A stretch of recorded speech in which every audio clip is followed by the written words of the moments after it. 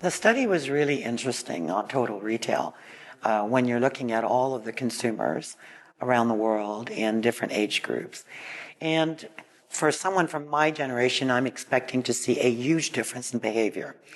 And yet the study showed that while there are some differences, they're much slighter than I would have expected. Can you talk about that a bit? Yeah, no, absolutely. Because really how we're seeing this shift is not about comfort level with technology, as it is about how people are going into different types of communities. So there's lots of people within the Facebook community at all different ages that are very interested in interacting with people similar to themselves, similar interest. And they're all interested in fast fashion. They may be interested in different sizes and different areas within that store, but they all have the same sort of interest. When we think about how people want to have a dialogue with retailers and brands, they all want to be able to do that. The message may be a little different in how you're delivering that message, but certainly the willingness and want now to start interacting through a dialogue, through my social media communities, is at every age group. It's not consistent with just one. So that has, I'm sure, shaped loyalty.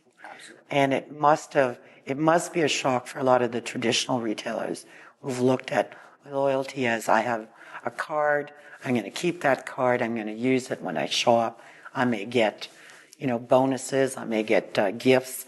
I'm getting the impression, when I read the study and based on what you're saying, that the definition of loyalty is really changing. Yes, and we're sort of evolving that definition into rewards now, right?